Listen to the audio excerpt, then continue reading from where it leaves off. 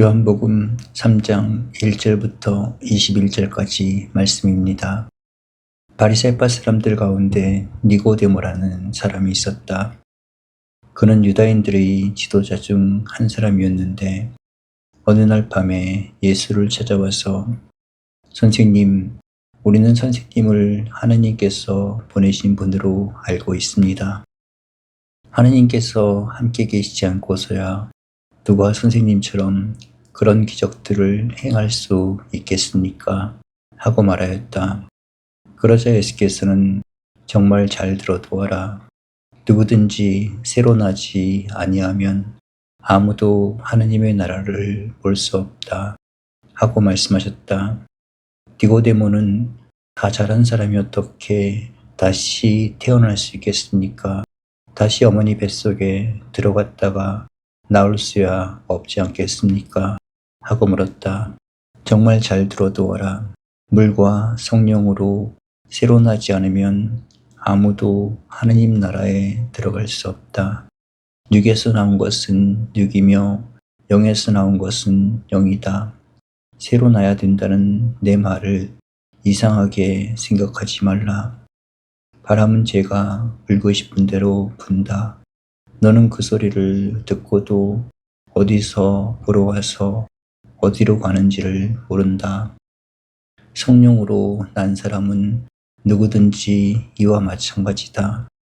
예수께서 이렇게 대답하시자 니고데모는 다시 어떻게 그런 일이 있을 수가 있겠습니까? 하고 물었다.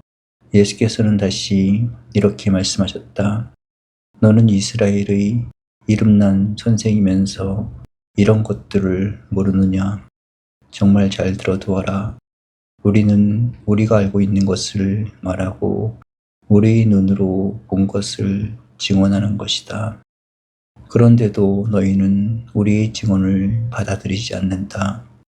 너희는 내가 이 세상 일을 말하는데도 믿지 않으면서 어떻게 하늘의 일을 두고 하는 말을 믿겠느냐? 하늘에서 내려온 사람의 아들 외에는 아무도 하늘에 올라간 일이 없다. 구리뱀이 광야에서 모세의 손에 높이 들렸던 것처럼 사람의 아들도 높이 들려야 한다. 그것은 그를 믿는 사람은 누구나 영원한 생명을 누리게 하려는 것이다. 하느님은 이 세상을 극진히 사랑하셔서 외아들을 보내주시어 그를 믿는 사람은 누구든지 멸망하지 않고 영원한 생명을 얻게 하여 주셨다. 하느님이 아들을 세상에 보내신 것은 세상을 단죄하시려는 것이 아니라 아들을 시켜 구원하시려는 것이다. 그를 믿는 사람은 죄인으로 판결받지 않으나 믿지 않는 사람은 이미 죄인으로 판결을 받았다. 하느님의 외아들을 믿지 않았기 때문이다. 빛이 세상에 왔지만 사람들은 자기들의 행실이 악하여 빛보다 어둠을 더 사랑했다. 이것이 벌써 죄인으로 판결받았다는 것을 말해준다. 과연 악한 일을 일삼는 자는 누구나 자기 죄상이 드러날까봐 빛을 미워하고 멀리한다. 그러나 진리를 따라 사는 사람은 빛이 있는 대로 나아간다. 그리하여 그가 한 일은 모두 하느님의 뜻을 따라 한 일이라는 것이 드러나게 된다.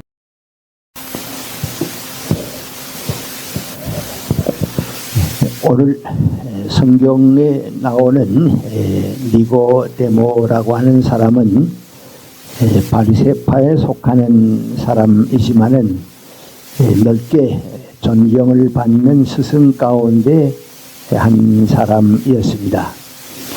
그가 무슨 제사장이라든지 서기관이라든지 율법학자로 나타나지 않는 걸 보면 요새 우리 식으로 말하면 하나의 아주 건전한 그 평신도에 해당하는 지성인이었다고 봐서 좋을 것 같습니다.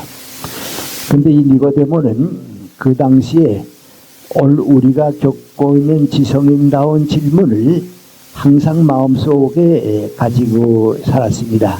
그것은 우리가 가지고 있는 이 많은 문제들을 과연 누가 해결 지어줄 수 있을까?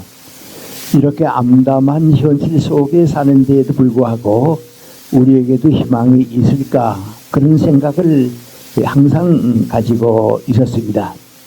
그러다가 자기의 위치에서 보게 되면 자기만 많이 못한 목수였던 예수라고 하는 사람이 삶의 의미에 대한 교훈을 주고 많은 기적을 행하는 것을 직접 간접으로 보았습니다. 그래서 이 니고데모는 자기의 체면이 있고 많은 사람들이 자기의 관심을 가진 것을 알았기 때문에 밤중에 아무도 모르게 혼자 예수님과 면담을 청하고 상담을 하게 됐습니다.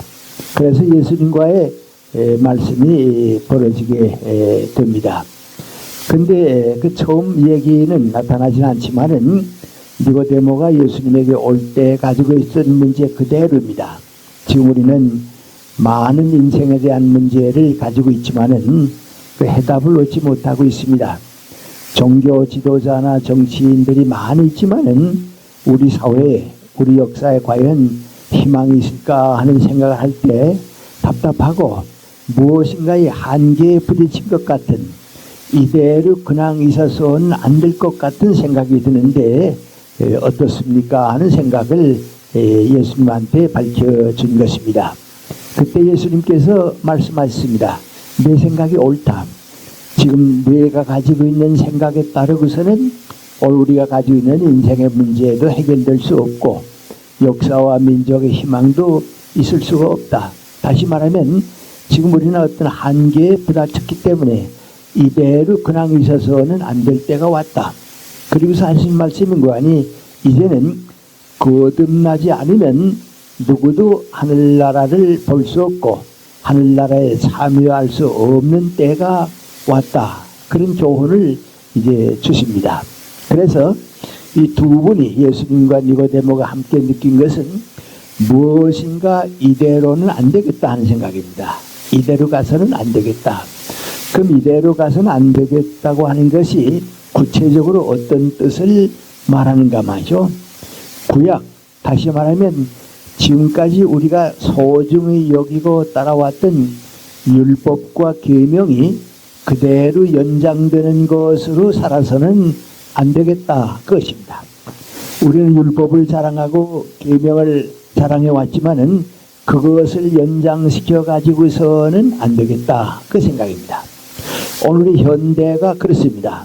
솔직히 말씀드리면 유대교인들이 구약을 믿고 있는데 지금 유대교를 가지고서 인간이 생애 문제를 해결하고 사회 희망이 있으리라고 생각하는 사람들은 없습니다.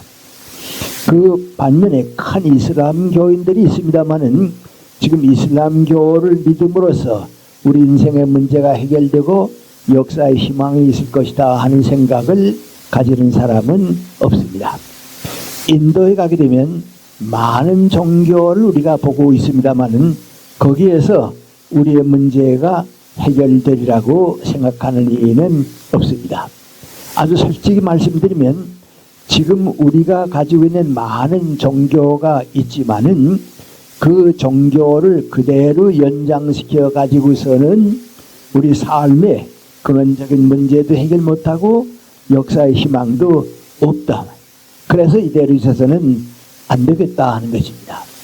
그럼 이제 종교를 떠나서 우리에게로 돌아와서 우리 한 지성인으로 돌아와서 우리의 이성을 가지고 과학을 발달시키고 문학을 개척하고 인간 사상을 많이 만들어 오고 철학이 생겼는데 그럼 그것으로서 삶의 문제가 해결되고 역사의 희망이 있을 수 있겠는가?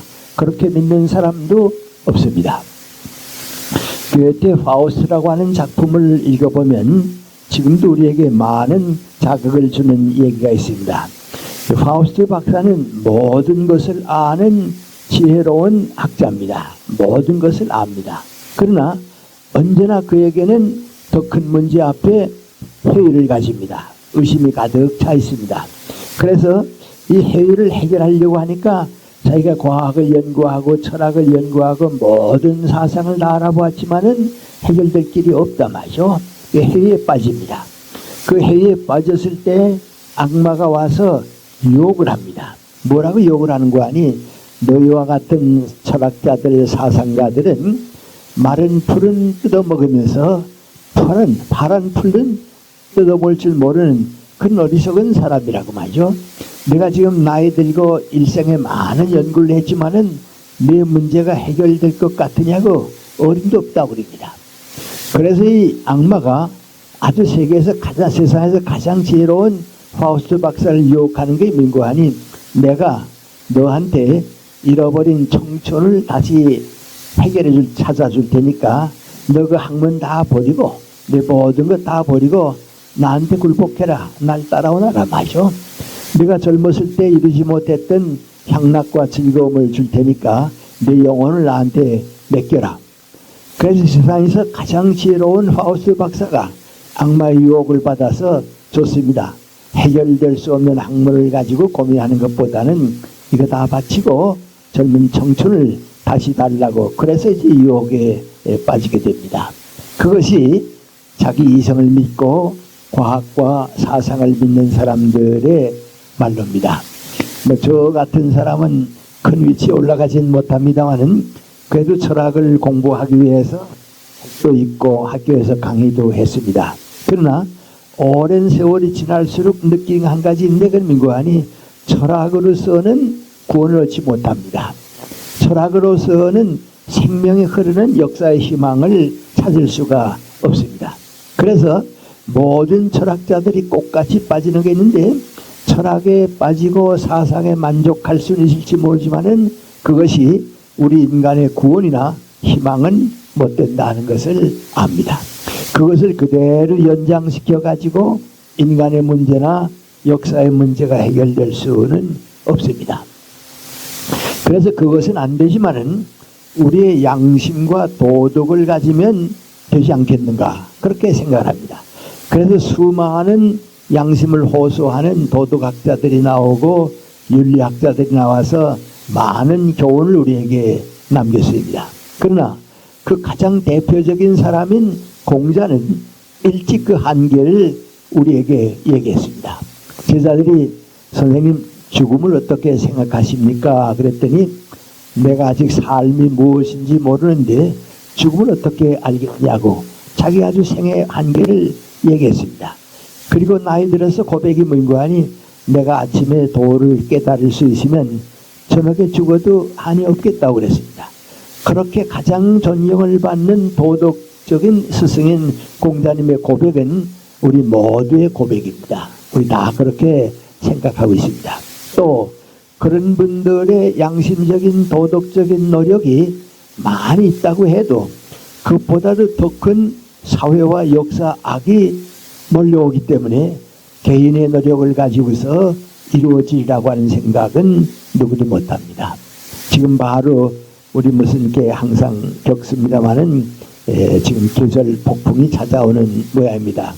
그래서 제주도에 500mm 비가 온다. 또 부산 남쪽에 뭐 이렇게 남해안 쪽에 이제 그 태풍이 올라오고 있다. 그런 얘기를 많이 하고 있는데 그런 태풍이 불어올 때 한두 개인의 노력이라고 하는 건 아무것도 아닙니다.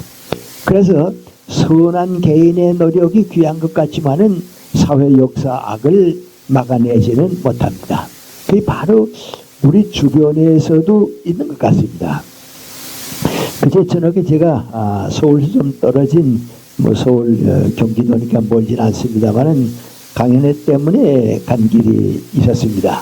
근데 오늘 버스를 타야겠다고 우산을 갖고서 이제 버스를 기다리고 있는데 한 50 넘은 사람입니다. 자기 말로 50이 좀 넘었다고 그럽니다. 그리고 좀 약간 그 술을 마시고 취했습니다. 그런데 옆에 와서 버스를 함께 떠났을 때까지 내가 기다리면서 이 얘기나 하겠다고 이 얘기를 하는데 뭔가 가만 보니까 자기가 술을 마시고 취하긴 했지만은 이 사회에 대해서 무슨 불만 그런 거에 많이 있는 것 같습니다. 그러다가 나보고 하는 말입니다. 선생님, 내가 우리 모든 사람들이 그래도 투표해서 뽑은 대통령을 이놈저놈하고 욕하면 잘못이죠. 제가 알긴 압니다. 그런데 생각해보면 생각해볼수록 우리 노무현 대통령 얘기하면서 말이죠. 아주 그 욕하고 싶은 뭘 한 말이에요. 그래 하면서 이거 내가 잘못인 줄 압니다만은 솔직히 내가 물어보고 싶은 거 만나게 되면 물어보고 싶은 거 뭐인고하니 온 국민이 그래도 잘 살아보자고 그래도 당신을 지도자로 택해가지고서 우리가 좀 함께 잘 살아보자고 노력하고 있는데 대통령은 못해먹겠다고 하는 말이 뭐냐고 마셔. 그럼 물러나 나와야 할 거 아니냐고 마셔. 대통령 못해먹겠다고 하는 말이 뭐냐고 마셔. 한번 만나면 좀 따지고 싶다고 마셔. 그나저 우리 국민을 뭘로 알고 있냐고 마셔. 온 국민이 선거하고 투표해서 노력한 걸 우습게 여기는 거 아니냐고 마셔. 그런 사람들이 나와서 입에 담을 수 없는 악한 말을 하고 사회를 혼란스럽게 만들고 질서를 다 깨뜨리고 지금도 국민들의 고통은 생각 안 하고 자기 정권 문제 그것만 따지고 있는데 선생님 화가 안 나겠어요? 좀 전에 취했으니까 선생님 화가 안 나겠어요? 그렇습니다. 근데 그 사람의 그 얘기 속에 뭐인고 하니 우리 모든 능력 없는 사람들이 좀 잘 살아보고 진실하게 살아보려고 하지만은 사회를 이끌어간다고 하는 사람들이 더 이렇게 사회 혼란을 만들고 무질서를 만들기 때문에 화가 나서 못 살겠다고 말이죠. 그러니까 이제는 양심이나 도덕은 귀하지만은 그것으로서 인간들이 구원받을 수 있다고 하는 생각은 누구도 못합니다. 아마 공자는 그 한계를 얘기한 가장 대표적인 사람일 것입니다. 이제 그게 안 되니까 또 사람들은 뭘 믿었는고 하니 이데올로기를 믿었습니다. 어떤 그 정치 이념, 사회주의, 사회 사상을 믿으면 될 것이다. 그래서 찾아냈는데 결국은 인간이 만든 것은 인간의 한계 안에 끝납니다. 우리가 살아온 시대 속에 이데올로기를 살려보려고 노력한 사람이 독일의 히틀러입니다. 그 사람은 민족 사회주의를 성취하려고 노력했습니다. 그런데 결과는 어떻게 됐습니까? 세상에서 가장 큰 비극을 남겨놓고 말았습니다. 마크스는 내가 가난한 사람들을 구출하고 인류의 희망을 준다고 나왔습니다. 그런데 그 공산주의가 나와가지고서 인류에게 남겨준 것은 희망은 아닙니다. 가장 잊을 수 없는 부끄러움과 고통입니다. 그래서 사람들이 그런 얘기를 합니다. 마크스가 대학을 끝나고 이제 나왔을 때 교수가 되는 게 꿈이었습니다. 독일에서는 대학의 교수가 된다고 하는 건 대단한 존경입니다. 지금은 그렇게 되지 못했는데 독일에서는 교수가 제일 존경받는 직업 가운데 하나입니다. 내 친구 가운데 정경석이라고 동문을 학을 하는 친구가 있습니다. 그래서 한번 독일에 갔습니다. 키가 조그마하고 볼품 없고 이제 그런 사람이 이제 독일에 가서 하숙을 정하고 이제 한 학기 동안인가 아마 있었을 겁니다. 그때까지 그 집에서 한국서 온 어떤 사람이 2층 방을 빌려가지고 살고 있다 하고 대단치 않게 보았는데 그 집에 편지가 오게 되면 꼭 뭐라고 오는 거 하니 프로페서 정이라고 하거든요. 교수 정이라 정교수 정교수. 그러니까 이 부부가 어떤 거 하니 울방에 사는 분이 교수인가 보다 말이죠. 그래서 어떤 거니 한 번은 아주 정중하게 올라오더니 죄송하다고 당신이 우리 여기 온 걸로만 그저 알았지 교수인 줄은 몰랐는데 교수냐고 말이죠. 그래서 내가 교수라고 말이죠. 그랬더니 새롭게 인사하면서 이렇게 훌륭한 분을 우리 집에 모시게 돼서 영광이라고 말이죠. 그 다음부터는 그 부부와 어린 부부를 모이고 한 옆집 손한테 가게 되면 우리 2층에 와서 머문 분이 교수라고 말이죠. 끝나고 애들이 또 다니면서 또 뭐라는 거 하니 우리 집에 하숙하고 있는 사람은 교수라고 말이죠. 그렇게 높이 봐주고 있고 그랬습니다. 마크스도 교수가 되려고 그랬습니다. 근데 못 됐습니다. 그래서 학자들이 뭐라고 하는 거 하니 마크스가 만약에 교수가 돼서 안정된 자리를 얻고 그랬으면 공산주의 안 나왔을지 모른다고 말이죠. 교수가 못 돼서 그걸 화가 나서 나온 것 같다. 그런 얘기합니다. 스탈린은 어려서 신학교를 다녔습니다. 스탈린이 신학교에서 허무감을 느끼지 않았으면 그렇게 잔악한 정치는 안 했을 텐데 신학교 다녔기 때문에 그만 종교의 허점을 알아가지고 그렇게 됐을 거다. 이제 그런 얘기들 합니다. 이제 이데올로기가 민주주의다, 자본주의다 뭐 많이 나왔습니다만은 이러한 이데올로기가 우리를 구원하리라고 생각 못합니다. 그래서 탈이데올로기 시대를 말하는 것이 바로 그겁니다. 그런데 마지막으로 한 가지 더 생각해야 할 게 있습니다. 그건 우리가 속해 있는 한국의 종교, 우리가 믿고 있는 기독교는 우리에게 희망을 줄 수 있는가? 우리 삶의 문제에 해답을 줄 수 있고 역사에 희망을 줄 수 있는가? 그렇게 믿는 사람들은 자꾸 줄어드는 것 같습니다. 또 우리 자신도 그렇게 생각하는 때가 많이 있습니다.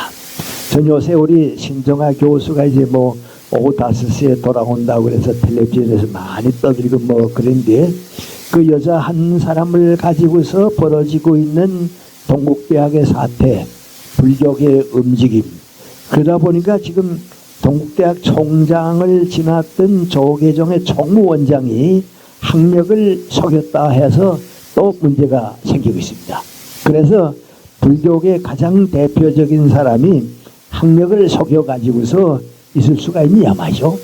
동국대 교수를 민구하니 우리 동국대학교 불교 스님들로 이루어진 이사들 물러가라고 말이죠. 학교 이렇게 망신스럽게 만들려 부끄럽게 만들던 이사들이 어디 있냐고 말이죠. 이번 그 교수 사건을 중심으로 한국 불교계가 본심을 그만 다 드러내버리고 말았습니다. 이건 저 개인적인 생각이기 때문에 용서하시기 바랍니다. 지금 조계종 총무원장으로 있는 스님이 동국대학의 총장으로 있을 때 부정입학이 터졌습니다. 그래서 교육부에서 어떤 거하니 이사장을 해임시키고 총장을 해임시켰습니다. 그 해임된 이사장과 총장이 학교를 떠나는 그 뉴스가 나오는데 저도 그 뉴스를 쓱 봤습니다. 쓱 보고서 대단히 그래서 안 해야 할 말을 한지는 모르겠습니다만 그 얼굴 표정을 보고서 뭐 느꼈는가 하니 저 스님의 표정은 우리는 스님이기 때문에 너희 세상 사람들의 결정 같은 건 속으로는 아무것도 아니다 해. 우리는 높이 뭐 스님이기 때문에 너희들이 뭐 법에 걸고 뭐 또 하는 건 아무것도 아니다. 그런 표정을 보고서요 놀랐습니다. 아주 놀랐습니다. 그것은 전에도 말씀드렸습니다마는 내가 종교인이기 때문에 선한 사회 질서를 무시하는 종교인은 안 됩니다. 그런 사람은 종교의 지도자가 돼서는 더군다나 안 됩니다. 전 과거에는 그러지 않았습니다만은 지금 이따만큼 좀 시간이 나고 특별히 이제 우리 일요일 주일날 시간이 나게 되면 종교 텔레비전을 좀 봅니다. 보면 아시겠지만은 제일 그 먼저 나오는 게 불교 방송이고 그 다음에 천주교가 나오고 그 다음에 이제 우리 개신교가 나옵니다. 그래서 이렇게 가만 듣는데 이 천주교의 신부님들이 강의를 하는 걸 가만 보면 필요 없는 교리를 너무 많이 얘기합니다. 예를 들어 말하면 성모 마리아에게 기도를 드리는 교리를 너무 많이 얘기합니다. 그런데 사실 성경을 안 읽은 사람은 모르지만은 성경을 읽은 사람들은 성모 마리아를 향해서 우리에게 복 내려달라고 기도하는 건 하게 되어 있지 않습니다. 근데 하고 있습니다. 뭐 또 성모 마리아만 아닙니다. 그게 성자들이 쭉 있습니다. 그리고 다 아십니다만은 이 천주교에서는 예수님이 처음 그 교회 출발입니다. 그 다음 이제 베드로가 그 뒤를 맡았습니다. 그런데 베드로가 예수님 다음에 이제 법왕이 되고요. 그 다음 법왕은 쭉 누구로 뛰어나오는 거 아니 예수님의 1대, 2대, 3대, 4대 그렇게 내려옵니다. 전 우리 뭐 가문에 대해서 잘 모릅니다만은 얼마 전에 우리 가문 족보를 그 많이 보는 사람이 나한테 하나 족보를 보내주니까 내가 우리 뭐 파평 김씨의 그 시조에 23대 손이라는 게요.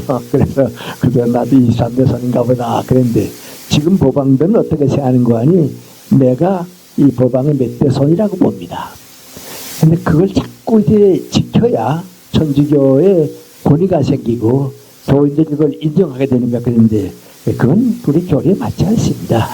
법왕이 아니라도 법왕보다 훌륭한 지도자는 많이 나올 수 있습니다. 그래서 이 이따만큼 천주교에서 얘기하는 것만 듣다가는 너무 이제는 그 필요 없는 교리에 너무 많이 붙잡힌단 말이죠. 그거 해가지고서는 인생의 문제도 해결되지 않고 국가 희망도 오지를 않습니다. 이제 그 다음 채널이 뭐인고 하니 우리 개신교입니다. 근데 개신교에 설교하시는 목사님들이 가만 보면 큰 교회니까 그 방송국에다가 돈을 많이 주는가 봐요. 그리고 이제 그 한 프로씩을 사는 모양입니다. 그러니까 이제 작은 교회는 돈을 줄 수가 없으니까 말이죠. 그 나와서 설교를 못하고 큰 교회는 이제 돈을 많이 주니까 이제 그 목사님들이 설교를 합니다. 그래서 항상 듣는 목사님 얘기는 그래서 안 듣고 또 못 들었던 목사님 얘기를 좀 가만 들어보려고 가만 들어보면 미안합니다. 대교회 목사님들은 교회주의지 기독교의 진리가 앞으로 어떻게 가야 한다고 하는 얘기하는 분이 없습니다.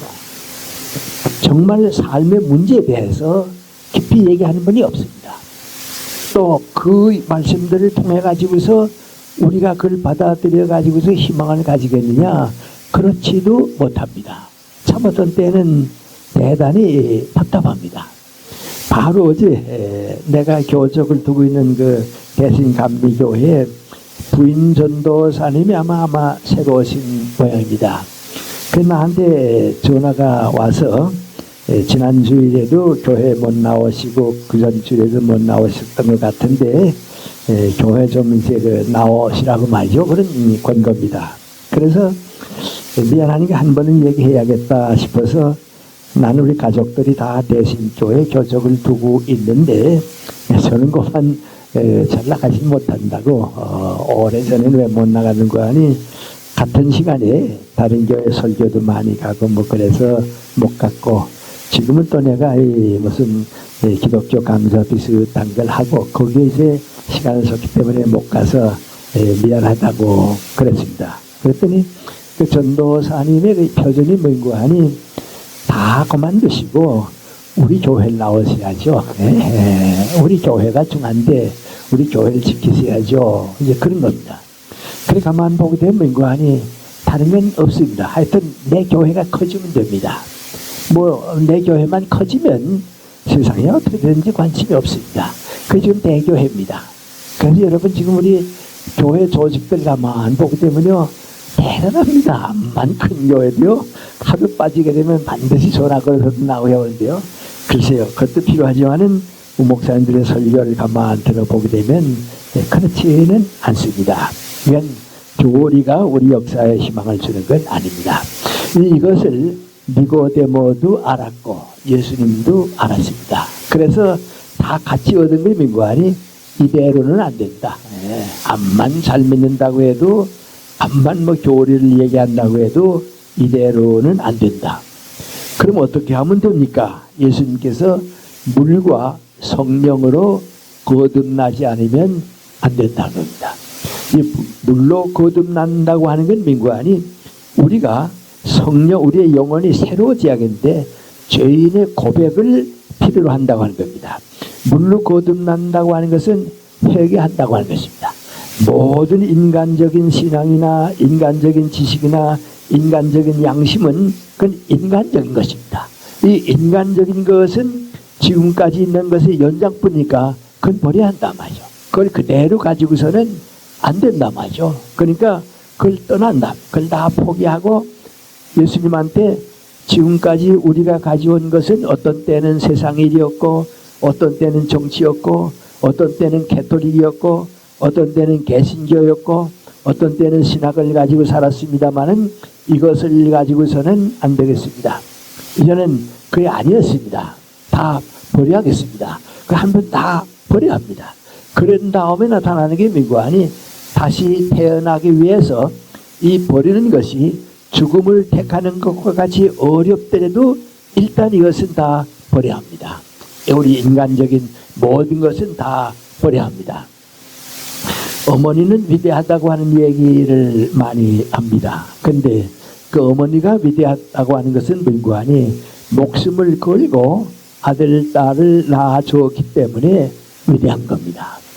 내 친구 하나 교회에서 쭉 자랐습니다. 그리고 우리 정부의 고위직까지 지키고 그랬는데 성격이 좀 거친 거 세고 그럽니다. 누구 말도 안 듣고 뭐 이제 싸움도 잘하고 정부에서도 박 대통령 욕하고 밑에 있다가 쫓겨나고 뭐 그랬습니다. 그런데 우리 만나게 되면 농담 삼아겠습니다. 다 나는 누구한테나 무서운 거 없는데 우리 어머니한테는 꼼짝 못한다고 그럽니다. 그래서 우리가 어머니가 무섭냐 그랬더니 우리 어머니는 내가 말 안 듣게 되면 다른 얘기 안 합니다. 뭐라고 얘기합니까? 이 새끼야 내가 너 낳았다. 그건 다라고 말이죠. 우리 어머니는 하도 화가 나게 되면 평안도시로 문고하니 이 새끼야 내가 너 낳았다. 할 말이 뭐냐 말이죠. 그래서 꼼짝 못한다 그럽니다. 어머니는 자기의 죽음을 극복함으로써 아들, 딸을 낳습니다. 그렇지 않으면 아들, 딸이 나지 않습니다. 내가 겪은 겁니다. 내가 겪은 건데, 어렸을 때 이제 내가 평양에서 하숙을 하면서 토요일에 집에 왔다가 이제 주일날 오후에는 다시 이제 하숙을 가고, 그래서 일주일에 한 번씩 이제 옵니다. 근데 다른 때는 그러지 않겠는데, 한 번은 토요일에 왔다 집에까지 가는데, 우리 어머님이 그 집에서 잘 가라고 그러지 않고 한참 따라오세요. 그 언덕 거기까지 오시더니 잘 가라고 그래요. 그래서 이상하다. 오늘 우리 어머니 왜 여기까지 오신지 모르겠다 그랬습니다. 그 다음에 얼마 있다가 내가 무슨 얘기를 하다 보니까 민구하니 어머니 그때 왜 거기까지 오셨냐 그랬더니 내 막내 동생을 낳게 됐는데 너 가 있는 동안에 내가 낳지 않을까 하면 그때 내가 아기를 낳다가 죽으면 너 못 볼 것 같아서 그래서 보고 싶어서 갔다고 말이죠. 그렇습니다. 그때 우리 어머니는 민구하니 큰아들을 보내면서 내가 지금 뱃속에 막내 아들을 낳게 되겠는데 그건 내 죽음을 각오하는 건데 만약에 아기를 낳고서 못 보게 되면 내 아들이 마지막 보는 거로구나 그랬다라는 것입니다. 가만히 얘기를 들어보면 모든 어머니들이 아기를 낳을 때는 죽음을 각오합니다. 이건 죽음을 통해서 낳습니다. 이제 그런 고통을 겪는 것과 마찬가지로 율법이다, 계명이다, 교리다, 신학이다, 교회 뭐 직책이 내가 목사다, 신부다, 뭐 설교자다, 그건 아닙니다. 전부 나를 중심 삼던 것, 나를 위해서 사는 것은 할 것 버려야 합니다. 그것이 회개입니다. 가장 큰 회개는 내 인간적인 모든 것을 버리는 겁니다. 그리고 버릴 수 있게 돼 있습니다. 안 버리게 되면 우리 삶의 문제는 해결 안 됩니다. 저는 이따만큼 이제 그 요새 호스피스 운동들이 많이 있습니다. 그래서 이제 부탁을 받아서 강의를 하다가 이제 그분들에게 아주 좀 쉽게 뭐 얘기해서 그런 얘기를 합니다. 우리 철학계에 아주 존경받는 박종홍 교수라고 있었는데 전에도 내가 얘기했습니다만은 정말 좋은 분입니다. 대단히 좋은 분입니다. 우리 선배이기도 하고 내가 존경하기 때문에 그런 얘기를 합니다만은 전에 제가 그런 얘기했죠. 대구 부산 강연을 떠났는데 대구에서 강연을 끝내고 부산으로 가는 이제 기차를 타고서 둘이 이제 며칠 있는데 우리 둘이 앉아서 갑니다. 가다가 나보고 그래요. 김생이야 뭐 아직 젊었으니까 하룻밤이나 이틀밤쯤은 자지 않아도 별로 지장이 없죠. 그래요? 그래서 아닙니다. 저는 수면 시간은 잘 지킵니다. 그래서 이렇게 짤막짤막한 짜투리 시간을 좀 많이 이용하는 편입니다. 그랬더니 아 그러세요? 나 얼마 전에 논문 하나 좀 정리하고 싶어서 토요일 밤, 일요일 밤을 그대로 보냈죠. 그리고 월요일 아침에 조반도 제대로 먹고 가방 들고 학교로 강의하러 가다가만 대문에서 졸도를 했대. 쓰러졌대요.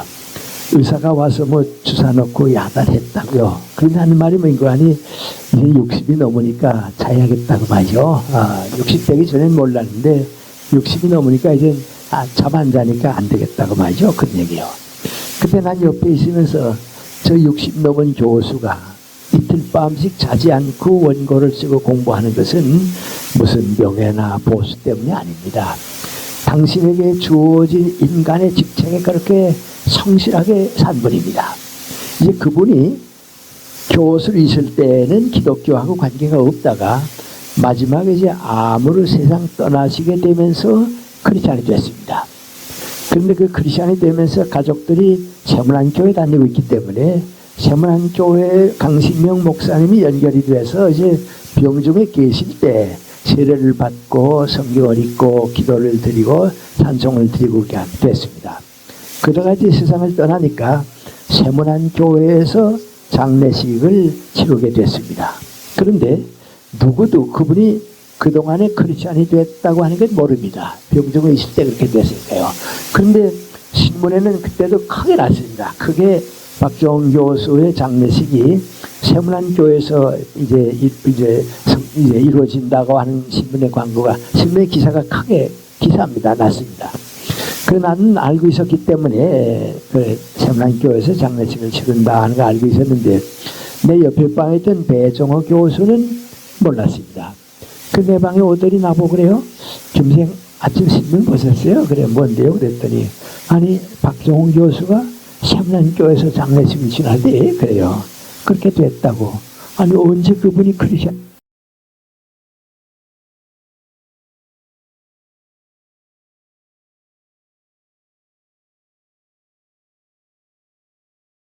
그러다가 나가면서 하는 말이 뭔지 아십니까? 그래, 갈 데가 없었겠지 뭐. 그래요. 갈 데가 없었겠죠. 네, 그 인생의 고백입니다. 이건 우리가 그저 쉽게 생각할 문제가 아닙니다. 그래서 인간다운 모든 걸 하는 걸 버리고 그리스도에게로 가는 물로 거듭나야 합니다. 그 다음에 두 번째, 성령으로 거듭난다고 하는 것은 예수님이 계실 때는 예수 그리스도를 만남으로써, 예수 그리스도를 받아들임으로써, 믿음으로써 해결되는 겁니다. 주님이 세상을 떠나신 다음에는 주님의 뜻을 대신 우리에게 역사해 주시는 성령을 통해서 거듭나는 겁니다. 성경은 그 거듭나는 걸 뭐라고 하니 새로운 생명이라고 그럽니다. 진리라고 그럽니다. 어떤 때는 빛이라고 그러는데, 그것은 내가 얻은 건 아닙니다. 내 노력으로 채워진 것은 아닙니다. 이것은 그리스도를 통해서 우리에게 주어진 것, 또 성령을 통해서 우리에게 주어진 겁니다. 요한복음 보게 되면 이 성경 말씀은 상당히 인상적입니다. 니고데모가 예수님한테 와서 이런 얘기 저런 얘기 하다가 물과 성령으로 거듭나지 않으면 하늘나라에 들어갈 수가 없다 그럽니다. 그러니까 이 니고데모가 뭐라고 얘기하는 거 아니, 두 번 다시 태어난다고 하는 것은 불가능한 일 아닙니까? 그런 일은 없지 않습니까? 뭐 이제 나이 든 사람이 어머니 뱃속에 들어갔다 나올 수도 없고 그런 일은 불가능하지 않습니까? 그렇습니다.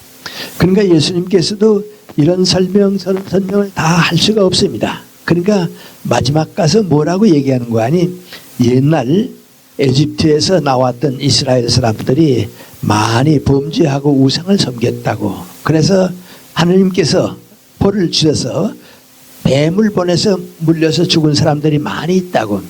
그 모세가 하느님한테 얘기하기를, 하느님 이스라엘 백성들을 에집트에서 여기까지 구출해 오셨는데 이제 범죄했다고 해서 다 저렇게 뱀에 물려서 죽고 그러면 어떡하겠습니까? 우리를 불쌍히 여기시고 우선 제 죄를 용서하셔서 우리 백성들을 다시 살려주셔야겠습니다. 그랬더니 하느님께서 모세에게 뭐라고 그랬습니까? 구리로 뱀을 만들어서 장대 끝에 세워가지고서 고사라. 누구든지 그 뱀을 보는 사람은 물려도 살 것이고 뱀 때문에, 독사 때문에 희생되는 일은 없을 것이다. 그래서 모세가 뱀을 들었다고. 그 이스라엘 사람들이 그 뱀에게 물리는 데서 해방이 되고 구출을 얻었단 말이죠.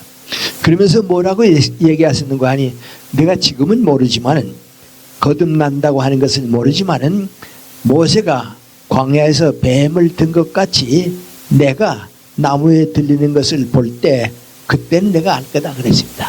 그때는 내가 알 것이다. 왜? 그때는 성령께서 너에게 임하셔서 그 뜻을 알게 할 것이다 그랬습니다. 이건 아주 예수님에게서 보게 되면 대단히 심각한 말씀입니다. 당신의 죽음을 얘기한 겁니다. 그리고서 니고데모는 예수님을 떠났습니다. 떠나서 무슨 뜻으로 그런 말씀을 했을까 하는 걸 생각을 하면서도 확실하게 몰랐습니다. 그러다가 예수님이 잡혀서 빌라도에게 재판을 받고 십자가에서 못 박혀 사형을 받게 됐다고 하는 소식을 듣고서 니고데모가 갔습니다. 가보니까 예수님께서 십자가에 못 박혀 있습니다. 그러니까 니고데모가 어떻게 생각했습니까? 그때 나보고 모세가 광야에서 뱀을 든 것 같이 인자가 나무에게 들리는 때가 올 것이라고 하더니 당신이 십자가에 죽으실 것을 얘기했구나 말이죠. 그때 비로소 깨닫습니다. 그리고 저 예수님의 장례에는 내가 치러야겠다. 그래서 자기 후배 가운데 아리마대 요셉이라고 하는 아주 귀한 사람입니다. 요새 우리 말로 말하면 국회의원과 종교회의 회의를 겸한 사람인데, 그런 사람이 어떻는 거 아니? 부자고니까요. 아리마대 요셉에게 얘기해서 예수의 장례식은 우리가 치르자. 그 장례를 치릅니다. 이때 니고데모가 비로소 깨달은 건 민구 아니? 예수가 우리를 대신해서 십자가에 돌아가셨다 하는 것을 깨닫기 때문에 그렇습니다. 그래서 우리 크리스천들이 종교를 가진다고 하는 건, 언제나 이 종교를 가진다고 하는 건 제일 중요한 게 민구 아니? 내가 율법을 알기 때문에, 계명을 지켰기 때문에, 교리를 잘 알기 때문에, 신학자가 됐기 때문에, 교회 직책을 가지고 있었기 때문에 된다. 그건 대단히 잘못입니다. 그건 어떻게 되면 자기 기만입니다. 자기 만족입니다. 그건 우리에게 구원의 약속이 되지를 못합니다. 그럼 이제 우리에게 주어지는 건 뭐냐 말이죠. 인간으로서는 성실하고 경건하고 영원한 진리가 무엇인가, 참다운 생명과 영생이 무엇인가를 갈망하는 빈 마음, 거기에 이제 예수님께서 성령을 통해서 우리에게 거듭나는 체험을 주신 겁니다. 근데 어떤 사람은 그걸 오래 느낍니다. 오래 느끼는 동시에, 그 겪는 동시에 자기가 거듭났다고 하는 걸 압니다. 어떤 사람은 또 빠르게 그만 하나님의 부르심을 빨리 받는 사람이 있습니다. 그래서 어떻게 되든지 그건 괜찮습니다. 빨리 받은 사람은 누굴 만날 때 뭐라고 얘기하는 거 아니? 나는 몇 살 때 부르심을 받았다고, 나는 몇 살 때 언제 예수님을 믿게 됐다고 그걸 압니다. 그러나 오래 체험한 사람은 언제라고 한 얘기는 안 하지만은 자기가 보게 되면 그 기간 동안에 내가 크리스찬이 됐다고 하는 것을 깨닫게 됩니다. 그것은 우리가 모든 준비를 갖추는데 인간적으로 성실하고 마음이 경건하고 영생을 갈망하는 빈 마음을 가졌을 때 주님께서 우리에게 주신 겁니다.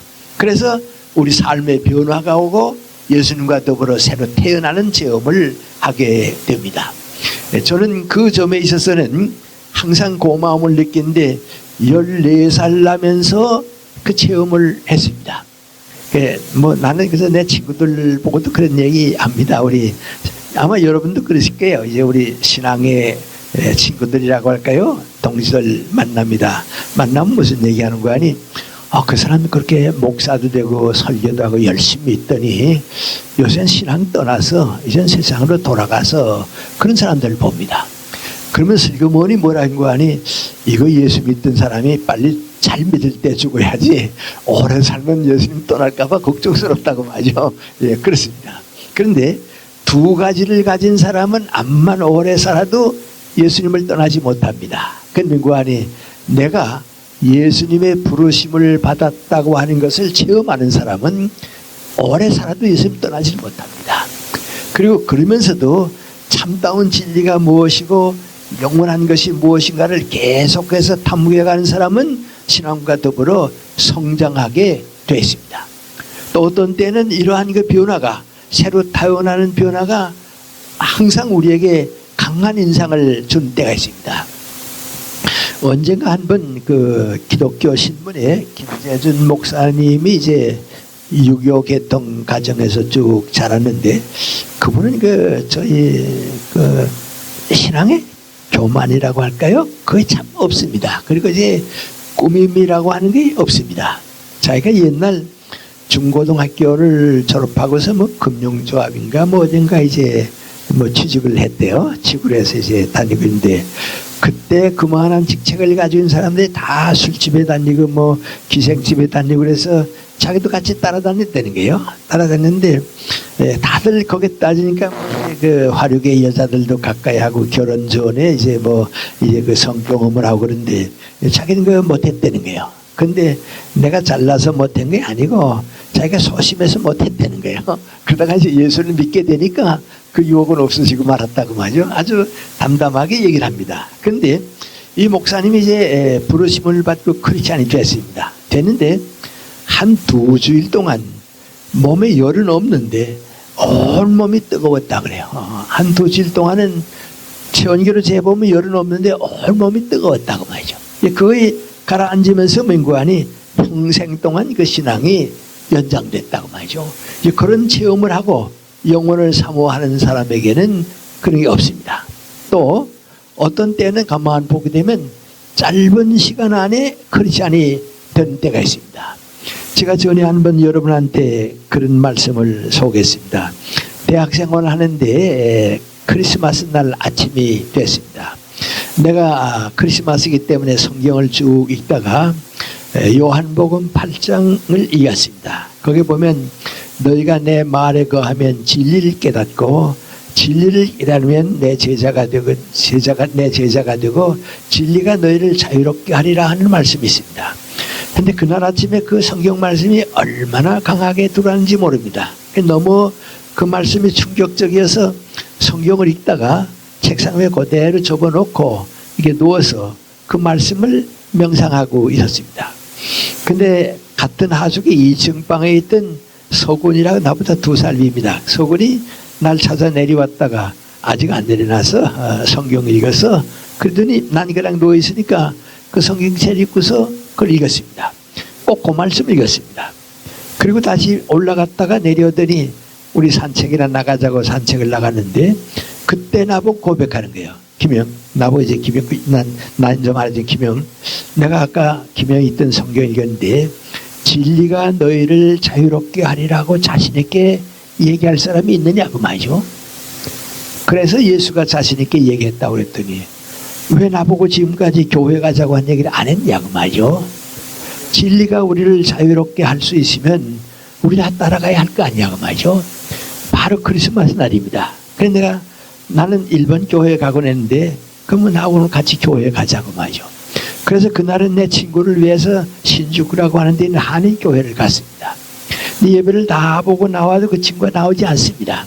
그래서 아마 마음에 무슨 정리하고 싶은 거 있는가 보다 싶어서 돌아왔는데 후에 아주 그 먼 길을 걸어서 왔습니다. 걸어서 오더니 나보고 하는 말이 뭔가 하니 미안하다고 교회에서 예배를 끝내고 나니까 너무 내가 감격스럽고 놀라워서 그냥 떠날 수가 없다고. 그러니까 내가 가지고 있는 모든 걸 바치고 가자. 그래서 돈을 한 입도 안 남기고 다 헌금했다고. 그리고 뭐 버스나 전차 탈 돈도 없어 그러느라게 늦었다고 말이에요. 그런데 그날부터 그 친구는 새 사람이 됐습니다. 아주 완전히 그 크리스찬이 됐습니다. 그날은 내가 경험한 사람 가운데 하루 동안의 진리와 자유라고 하는 문제를 깨달으면서 되는 사람은 참 그렇게 보기가 어렵습니다. 그렇게 부르심을 받는 때도 있습니다.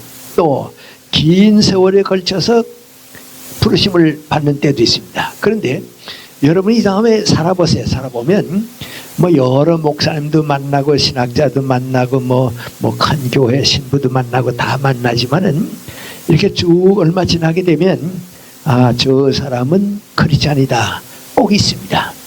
그건 그 사람은 저 사람은 크리스찬이다 꼭 있습니다. 그 뭐 유명한 사람은 아닙니다. 또 무슨 이렇게 훌륭한 교회 목사는 아닙니다.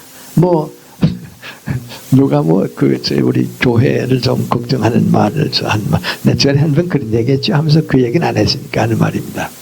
누가 천당에 가서 안내를 받아서 쭉 다니는데 장로님들 있는 방에 갔더니 몇 장로님은 이렇게 조용히 앉아서 명상하고 있고 몇 장로님들이 왔다 갔다 가고 있다는 게요, 천당에서.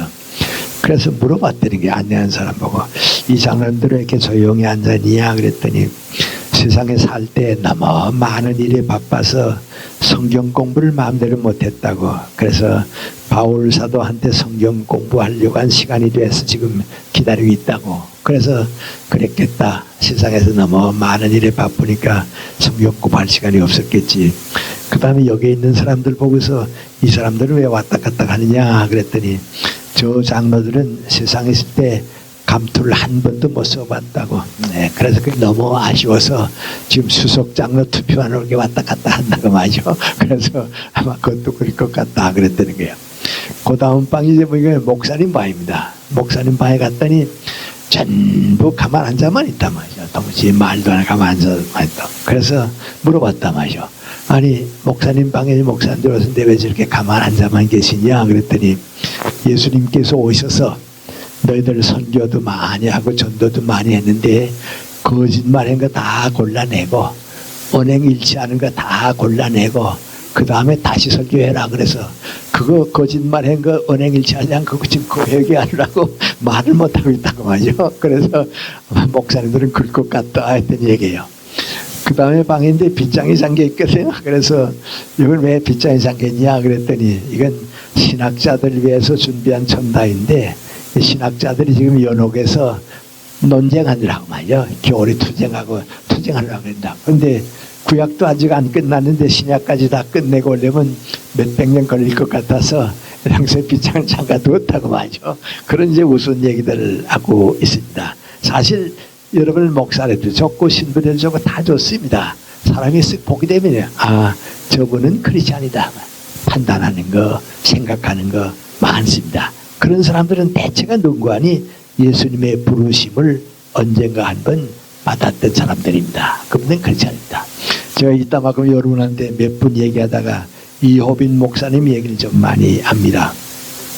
감리교회 이호빈 목사님이 두 분입니다. 한 분은 광화문 종교교회 목사님이 이호빈 목사님이요. 내가 얘기하는 건 이제 강원도에서 농촌운동 하시던 그 목사님입니다.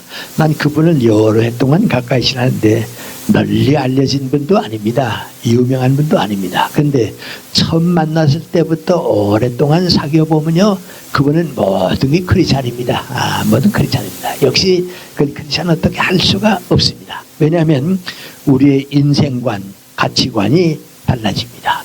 삶의 목표와 방법이 달라집니다. 다 그런데 크리스찬은 달라지게 되어 있습니다. 그럼 그 사람들이 경험한 건 뭔가 말이죠. 모세가 광야에서 뱀을 든 것 같이 예수님의 십자가를 깨달은 사람들입니다. 예수님의 십자가를 체험한 사람들은 어떻게 할 수가 없습니다. 평생 동안 성령께서 그와 더불어 같이 하십니다. 나는 평양에서 살았는데 우리 교회 김철은 목사님이 평양에서 순교를 당했습니다. 신사참배 때 항일운동을 끝까지 하시다가 그만 이기지 못하고서 신사참배를 했습니다. 그리고 너무 고통스럽게 지나다가 공산주의자들이 들어왔을 때 내가 이번에는 그럴 수가 없다고 해서 반공운동을 일으키다가 세상을 떠났습니다. 행방불명이 됐습니다. 이 목사님을 키워주시고 그 목사님을 그 교회 목사를 모신 분이 누군가 하니 조만식 장로입니다. 그분도 내가 보기에는 그런 분들은 다 크리스찬입니다. 조만식 선생 사모님을 만났을 때 들은 얘기가 있습니다.